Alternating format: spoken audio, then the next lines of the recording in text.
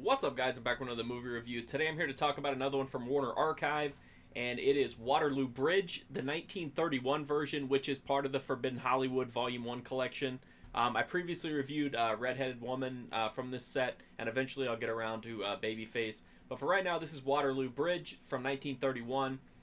This movie centers on a girl named Mira, who's played by Mae Clark. She used to be a beloved chorus girl. She had guys throwing themselves at her, giving her nice, expensive minks to wear. I mean, the world was at her fingertips.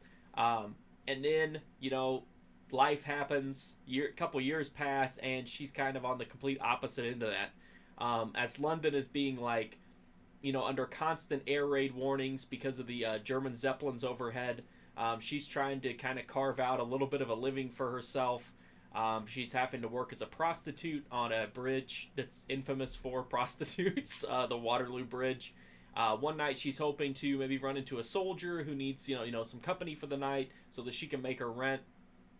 She ends up running into a lady and spilling potatoes all over the bridge. So she was helping the lady pick up the potatoes. A soldier comes along and is like, "Hey, let me help you with that." So he helps him with the potatoes, and then he ends up going back to her place, unaware that she's a prostitute. And he's kind of like an aw shucks kind of a dude. He tries to take care of her and pay for her rent and everything, but she just she doesn't have enough self-worth and a high enough opinion of herself to let him be nice to her. So she just is kind of lashes out at him, and they end up kind of sticking together a little bit. And he's leaving in 2 weeks to go back into active duty, but he wants to spend more time with her and get to know her, and even maybe have a relationship with her. And the movie kind of deals with how she copes with how she feels about herself and her inability to to let other people love her. And that's the movie. I like this movie, but I can understand why people maybe wouldn't, because it does run a little bit slow. But I really like the story. I like how much depth there is to the character of Mira, how it really examines her mental state and kind of what she's been through and the toll that it's taken on her, and kind of how she views herself as being unworthy of love or affection or of a nice guy. She keeps pushing this guy away, and like I said, he's just a kind of a dumb guy, who just a dumb loyal guy who just wants a good girl, and he thinks she's a good girl, and she doesn't feel like she's even worth people looking at, let alone dating or taking care of him. So it's a really interesting dynamic, and Mae Clark is great in this. She's definitely the main reason to see this movie. Her performance is really strong. She runs the full gamut from comedy to drama to tragedy. It's really impressive work. I wish the guy that was opposite her as the soldier was as good as her, but he's not. He's just kind of bland. He's okay, but it just doesn't really give her a lot to work with. The rest of the cast is decent. I think my favorite as far as a standout in the supporting cast is Frederick Kerr, who plays an old guy who can't hear anything. So that leads to some really comic moments. It's like a real boisterous, fun performance, and I think it definitely helps add some fun to the movie later on. It has a really strange, unexpected ending, and this was a pre-code movie. It does deal very openly with prostitution and the effects that it can have on a woman who engages that lifestyle, which at the time, this is 1931, so that's actually pretty progressive for the time.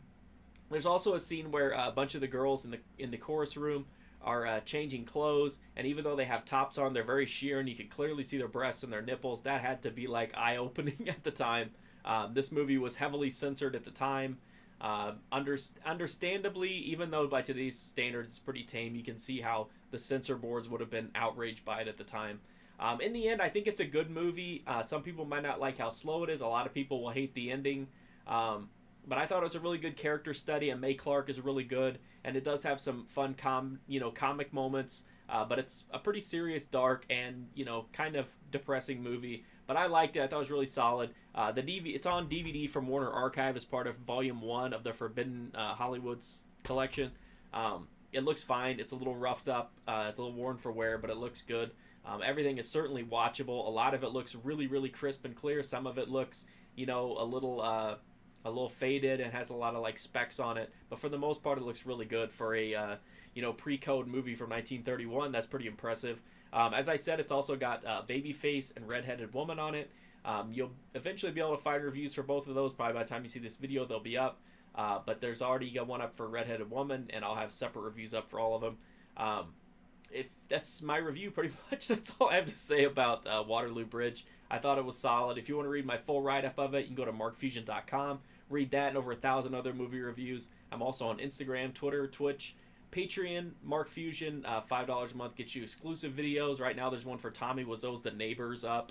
I'm also on Letterboxd if you want to get an idea of what might be coming up or see what I'm watching and make a request that something gets bumped up, in priority to be made into a video here.